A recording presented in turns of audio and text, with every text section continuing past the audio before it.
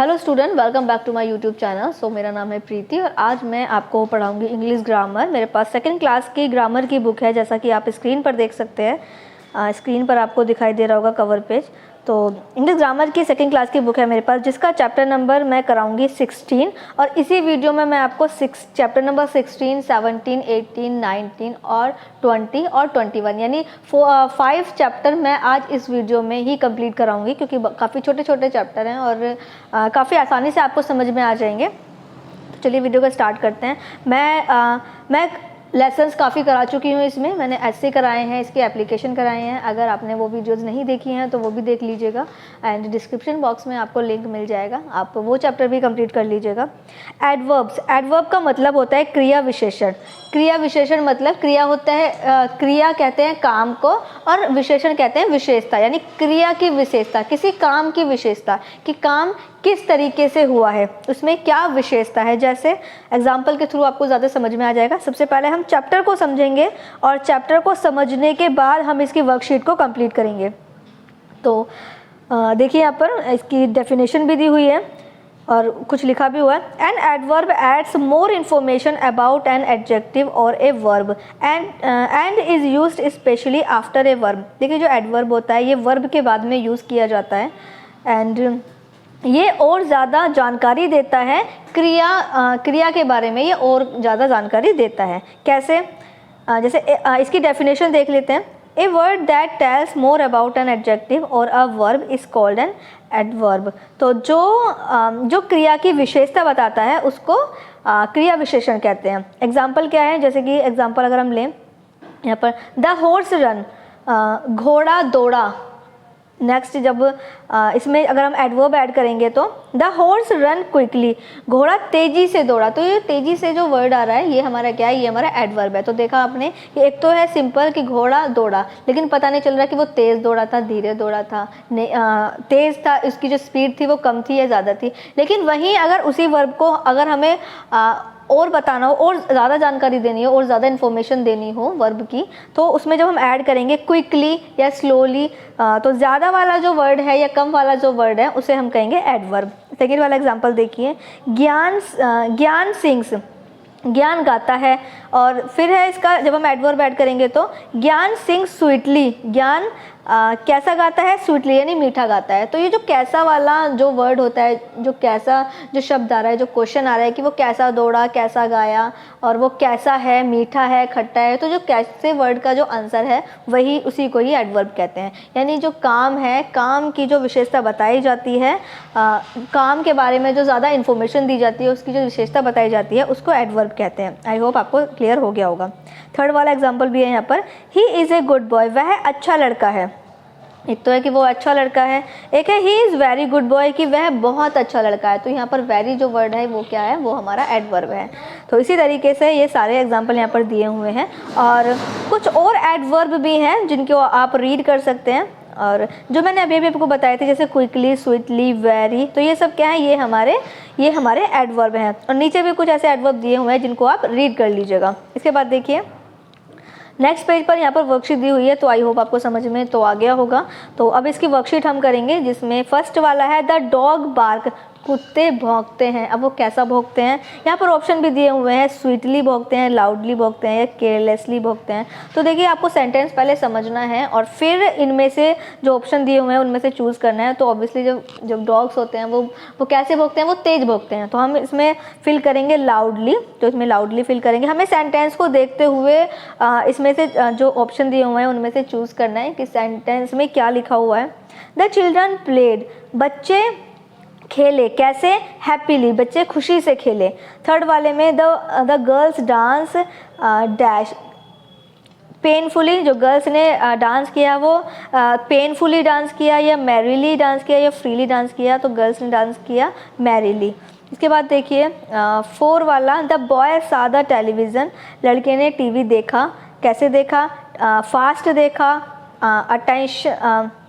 अटेंशनली देखा या स्लोली देखा। तो जो टीवी होता है, जो टेलीविज़न होता है वो अटेंशनली देखा जाता है। तो ये यहाँ पर अटेंशनली फिल कर लेंगे। इसके बाद देखिए 5 वाला, the ball is dash hard, जो बॉल है वो कैसी है? वो वेरी हार्ड है।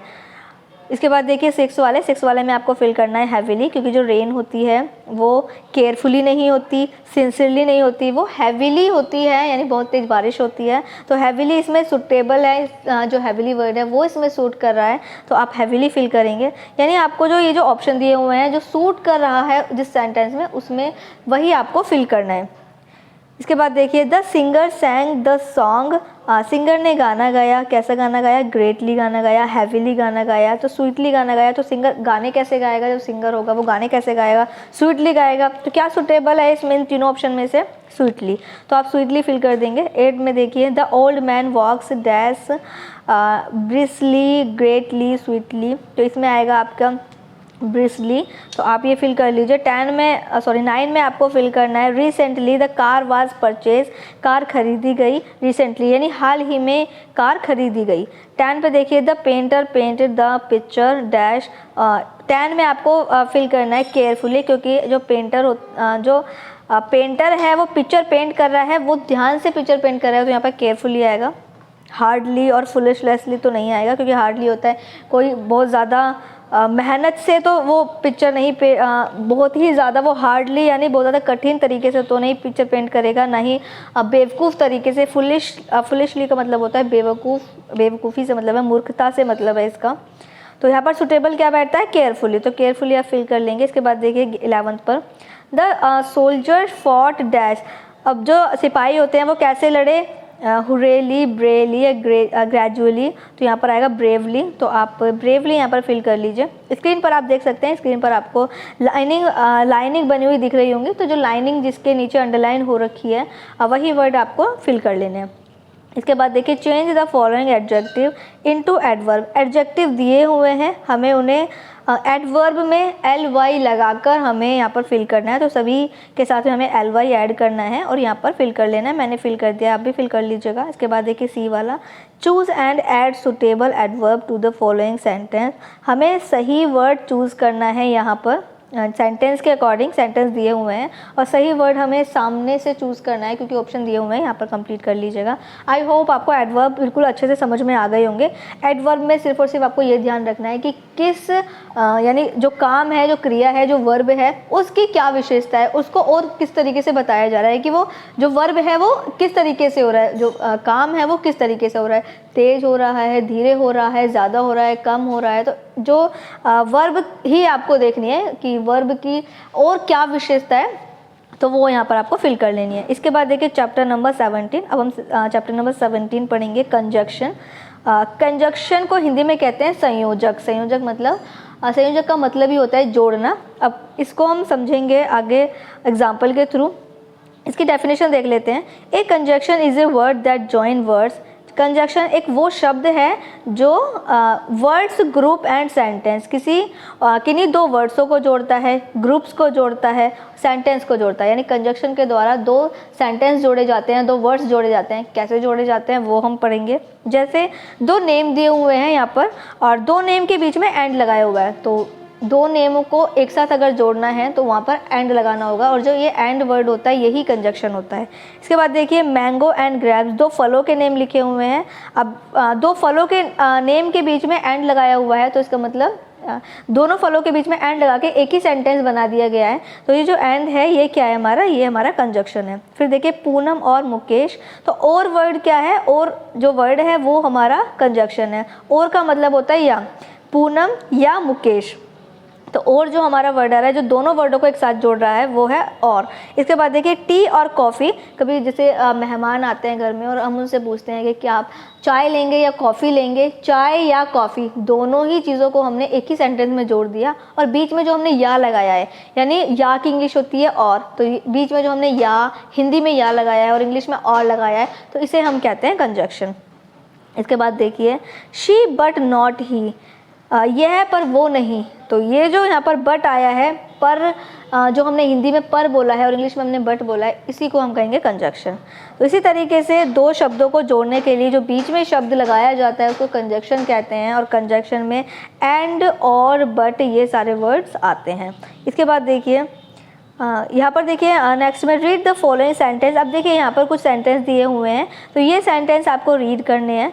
आशा रीड्स, दीपक रीड्स। अब देखिए कितना अजीब लग रहा है कि आशा रीड्स आशा पढ़ रही है और दीपक रीड्स दीपक पढ़ रहा है, आशा पढ़ रही है दीपक पढ़ रहा है। लेकिन अगर हम कंजक्शन के द्वारा इस सेंटेंस को बनाएंगे तो कैसे बनाएंगे?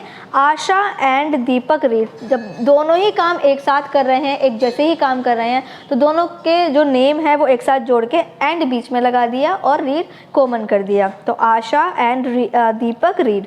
इसके बाद ऐसे ही सेकंड वाला, अगर कंजक्शन नहीं बनाते हैं तो सेंटेंस होगा have some tea, have some coffee. अगर कोई मेहमान आता है तो क्या आप उससे ऐसे पूछेंगे आप चाय लेंगे, आप कॉफ़ी लेंगे? इस तरीके से तो नहीं पूछेंगे। हिंदी में जब हम पूछते हैं तो हम या तो ये पूछते हैं कि आप चाय लेंगे, आप कॉफ़ी लेंगे, इस तरीके से पूछेंगे? नहीं पूछेंगे। हम पूछेंगे चाय या कॉफ़ी लेंगे, आप चाय या कॉफ़ी लेंगे। तो इस तरीके से जो हमने दोनों ही सेंटेंसों को एक साथ जो हमने मिक्स किया है, आप चाय लेंगे एक सेंटेंस हो गया, आप कॉफ़ी लेंगे एक दूसरा सेंटेंस हो गया। लेकिन कंजक्शन के थ्रू हम क्या करेंगे, इन दोनों को ही हम मिक्स कर देंगे और सेंटेंस बनेगा आप चाय लेंगे या कॉफ़ी। तो इस तरीके से हो गया एक सेंटेंस। तो यही जो या वाला जो वर्ड है और इंग्लिश में और वाला जो वर्ड है, ये हमारा कंजक्शन है। इसी तरीके से एक और एग्जाम्पल दिया हुआ है सबसे लास्ट में, Vinayak is not a singer, Vinayak is not an artist.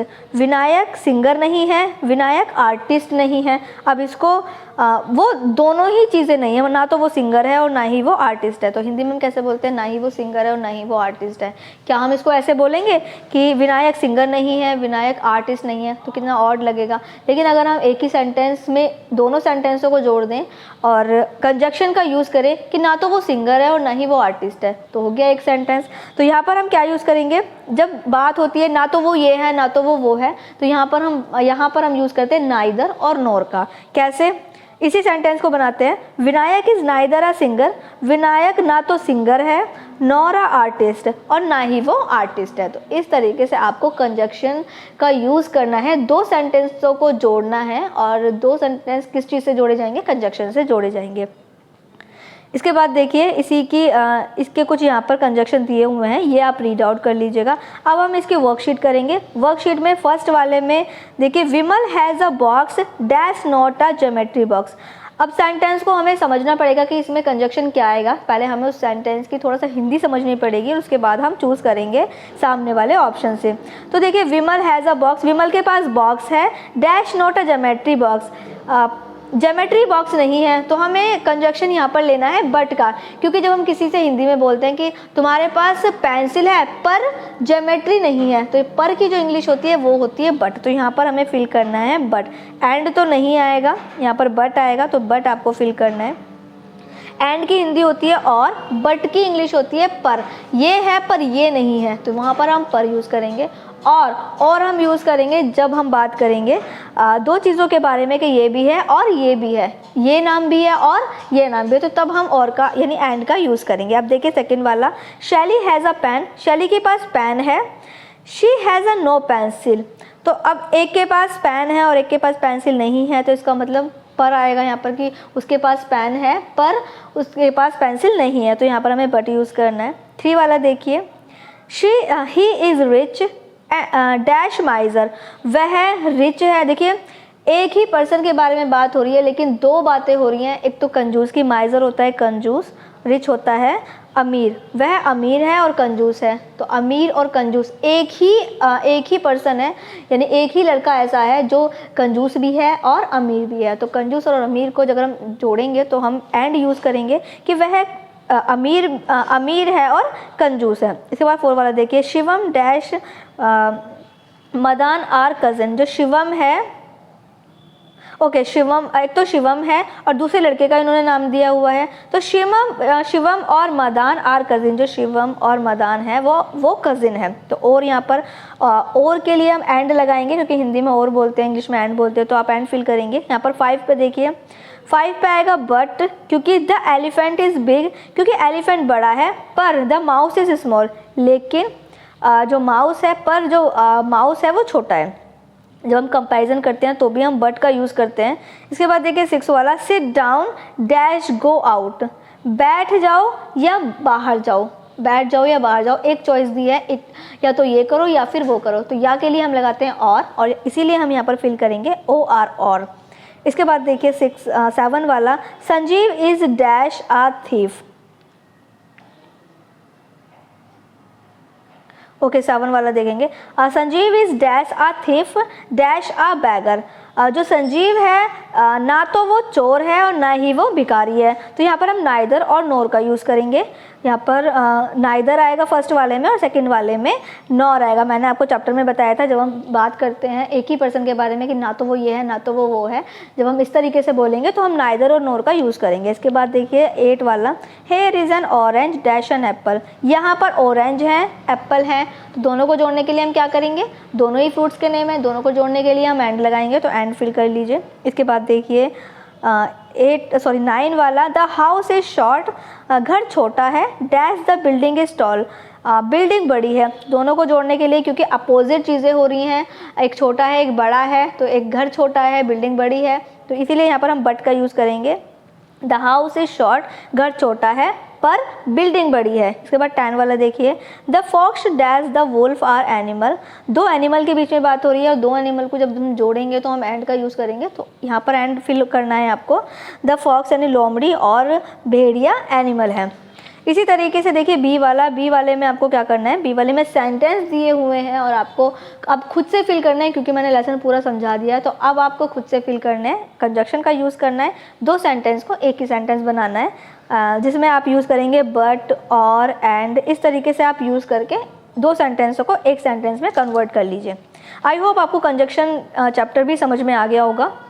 Fill कर लीजिएगा, वैसे मैंने फिल कर दिया है, लेकिन फिर भी आप खुद से भी प्रैक्टिस कीजिए, क्योंकि खुद से प्रैक्टिस करेंगे तो आपको समझ में आएगा कि आप गलतियां कहाँ पर कर रहे हैं। बाकी किसी भी प्रॉब्लम के लिए आप मेरे चैनल को ज्वाइन करके मेरी वीडियो पर कमेंट कर सकते हैं। अगर कोई प्रॉब्लम होती है तो मुझे आप बता सकते हैं अपनी प्रॉब्लम आप मुझे मेरी वीडियो पर कमेंट करके शेयर कर सकते हैं, जिसके सोल्यूशन ऑफकोर्स मैं आपको अपने चैनल से शेयर करूँगी, या फिर मेरा व्हाट्सअप चैनल भी ज्वाइन कर लीजिएगा, क्योंकि व्हाट्सअप चैनल पर अगर किसी क्वेश्चन का आंसर आपको समझ में नहीं आ रहा है या फिर आप कोई और चीज़ है जो आपको समझ में नहीं आ रही है आपके सिलेबस में, तो उसकी भी मैं हेल्प करूंगी मेरे व्हाट्सएप चैनल पर, तो वो भी ज्वाइन कर लीजिएगा। डिस्क्रिप्शन बॉक्स में आपको लिंक मिल जाएगा।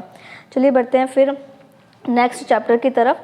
अब हम करेंगे चैप्टर नंबर 18 और 18 चैप्टर में दिया हुआ है प्रपोजिशन। प्रपोजिशन का मतलब होता है किसी भी चीज़ की पोजीशन, कि वो कहाँ पर है। हम किसी भी चीज़ की पोजीशन कैसे बताएंगे, कोई भी ऑब्जेक्ट है, मान लो पेन है और पेन वो टेबल पर है, तो हमें बताना है कि वो जो पेन है वो कहाँ पर है, तो हमें किसी भी चीज़ की जगह बतानी होती है।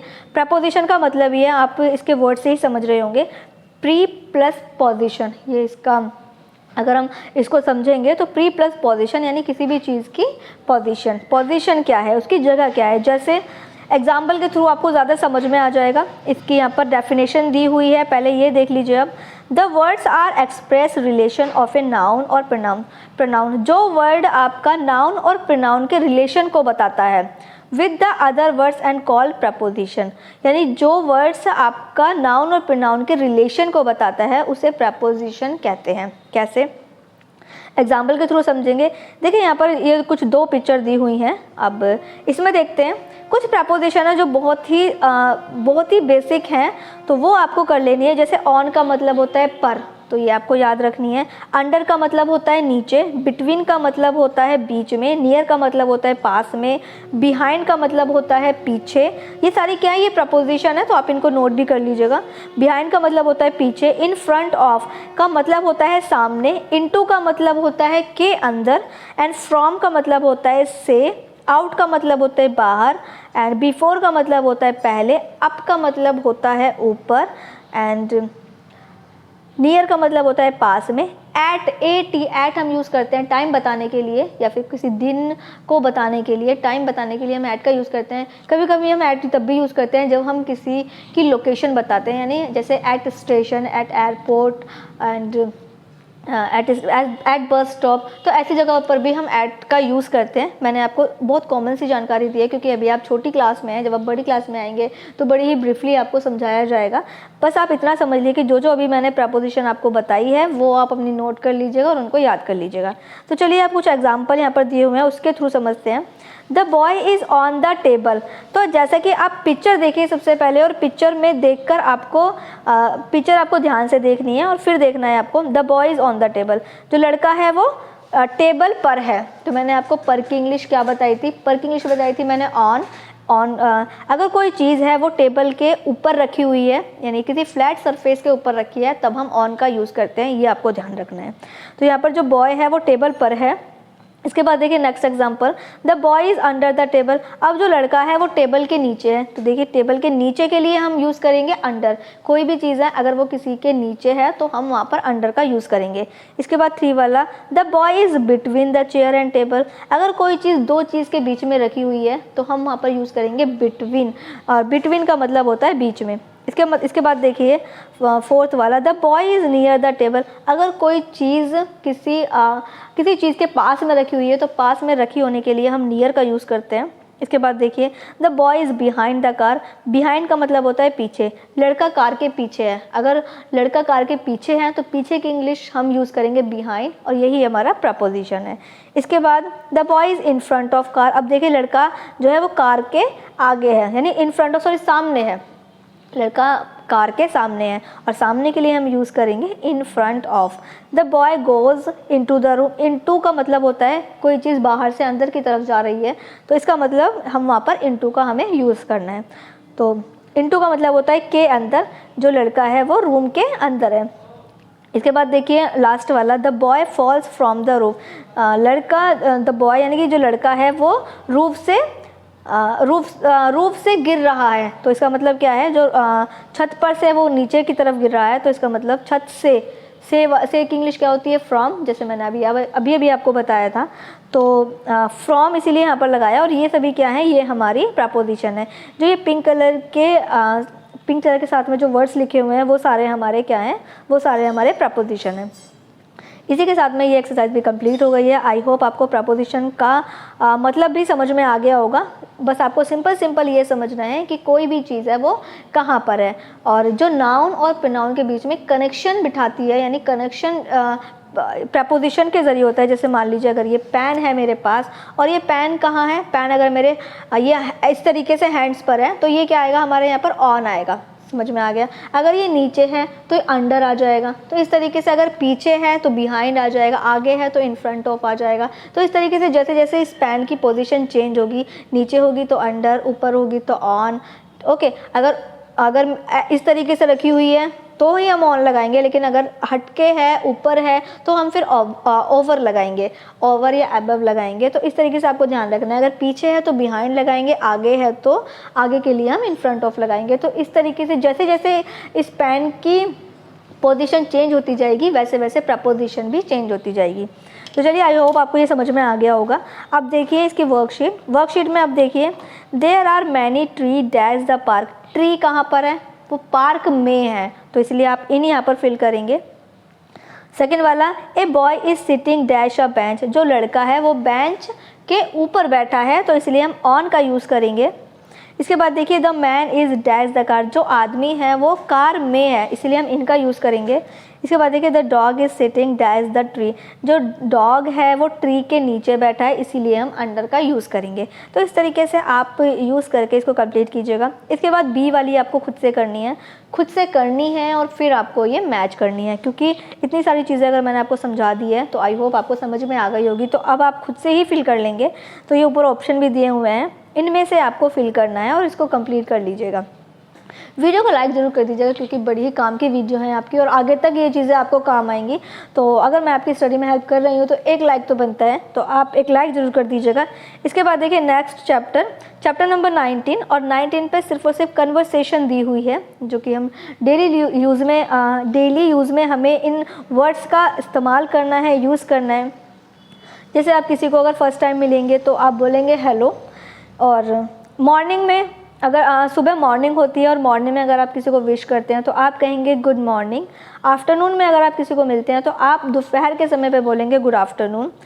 ओके, एंड अगर दो लोग बीच में बात कर रहे हैं और आपको उन दोनों के बीच में से जो है निकलना हो या फिर उनका ध्यान अपनी तरफ आकर्षित करना हो, तो तब आप बोलेंगे एक्सक्यूज़ मी। मान लो दो लोग बिज़ी हैं और आपको वो जो बात कर रहे हैं उनका जो ध्यान है वो अपनी तरफ लेना है, तो आप बोलेंगे वहाँ पर एक्सक्यूज़ मी, और फिर आप अपनी बात रखेंगे।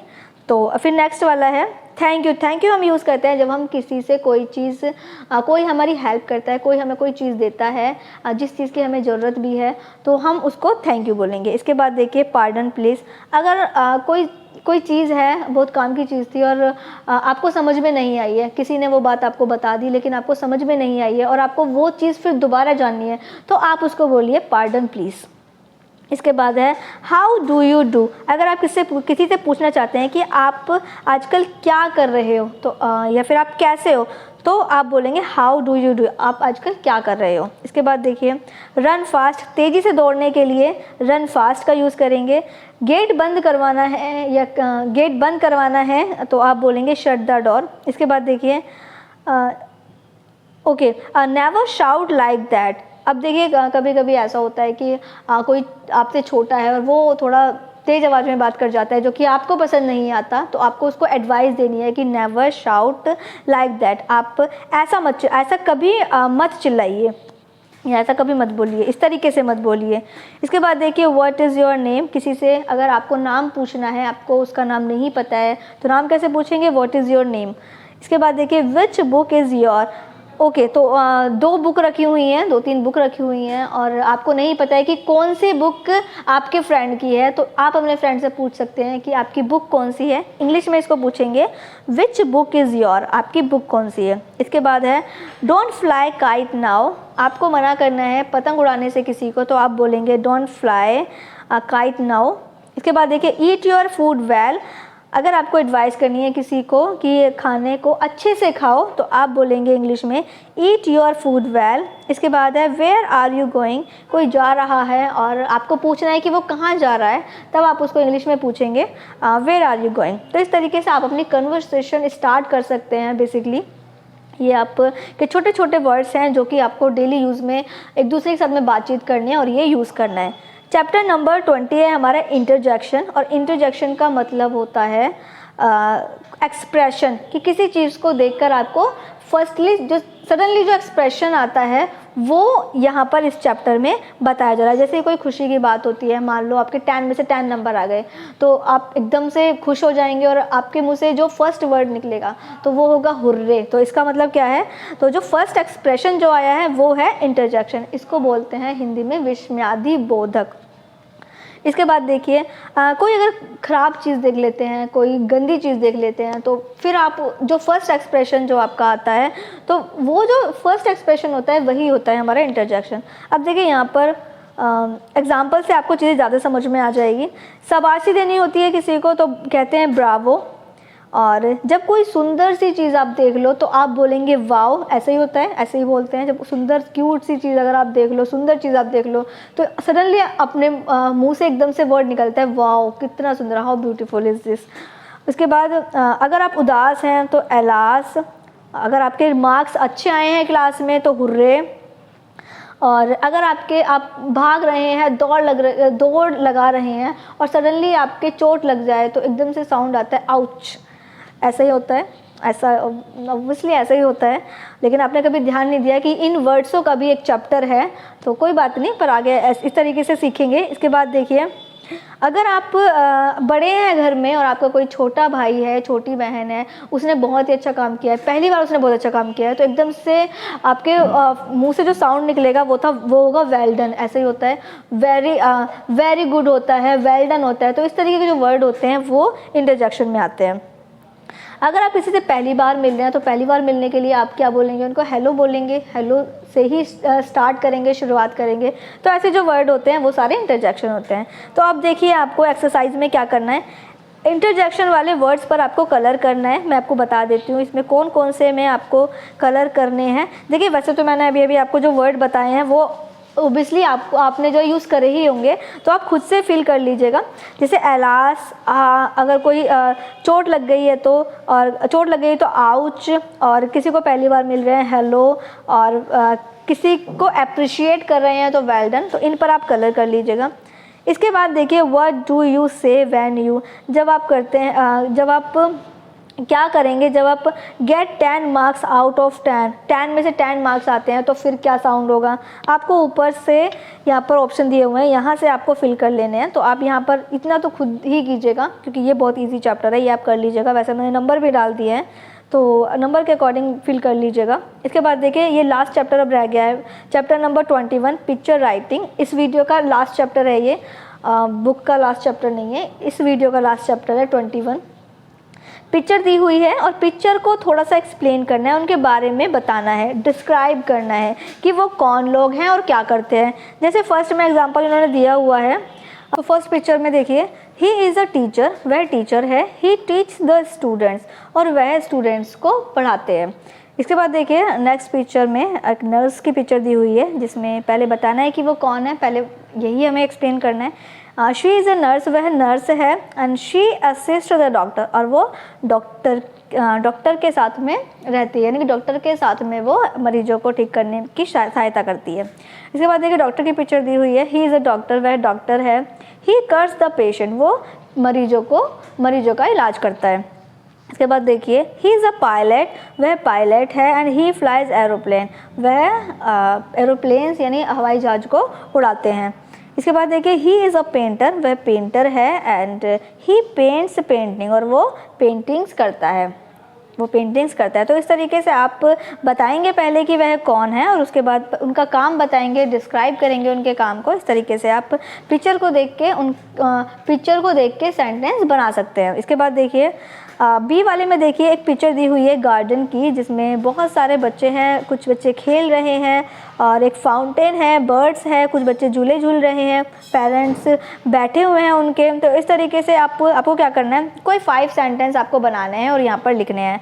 तो मैंने वैसे यहाँ पर नोट कर दिया है, लेकिन अगर आप भी बनाना चाहते हैं कोई सेंटेंस और आपके माइंड में कोई और सेंटेंस है इस गार्डन को लेकर, तो आप अपने अकॉर्डिंग भी यहाँ पर सेंटेंस बना सकते हैं। मैंने यहाँ पर वैसे फिल कर दिया है अपने अकॉर्डिंग। जैसे गार्डन बहुत ही सुंदर है, तो this is a beautiful park जो है वो बहुत सुंदर है। And this is a fountain in the middle of the park के बीचों बीच एक फाउंटेन है। Some children are playing in the park while some are swinging, कुछ बच्चे खेल रहे हैं और कुछ बच्चे झूला झूल रहे हैं। तो 3 सेंटेंस हो गए। 4 पर मैंने लिखा है सम पीपल्स आर रीडिंग न्यूज़पेपर, कुछ न्यूज़पेपर पढ़ रहे हैं लोग और कुछ बेंच पर बैठे हुए हैं। और लास्ट मैंने यहाँ पर डिस्क्राइब किया है there are some trees around the park, और ऐसे बहुत सारे ट्रीज़ हैं जो पार्क के चारों तरफ है। तो मैंने 5 सेंटेंस यहाँ पर नोट कर दिया है, आप इन्हें भी फिल कर सकते हैं। और इसी के साथ में मैं 21 चैप्टर यहाँ पर कंप्लीट करा चुकी हूँ। इस वीडियो में हमने 5 चैप्टर्स कंप्लीट किए हैं। आई होप आपको 5 के 5 अच्छे से समझ में आ गए होंगे। तो ये आप बुक में फिल कर लीजिएगा, इनकी प्रैक्टिस भी कर लीजिएगा। ऐसे राइटिंग भी मैं करा चुकी हूँ, आपको प्लेलिस्ट में सेपरेट वीडियो मिल जाएंगी और डिस्क्रिप्शन बॉक्स में लिंक मिल जाएगा, आप वहाँ से अपने चैप्टर्स को कंप्लीट कर लीजिएगा। वीडियो और बच्चों को भी शेयर कीजिएगा ताकि और बच्चे भी स्टडी अच्छे से कर पाएँ। टीचर मेरी वीडियो को अपने स्टूडेंट को सजेस्ट कर सकते हैं ताकि आपके स्टूडेंट और भी अच्छे से चैप्टर को समझ पाएँ। और बाकी वीडियो को लाइक भी कर दीजिएगा। चैप्टर समझ में आ गए हैं तो एक कमेंट करके मुझे ज़रूर बताइएगा।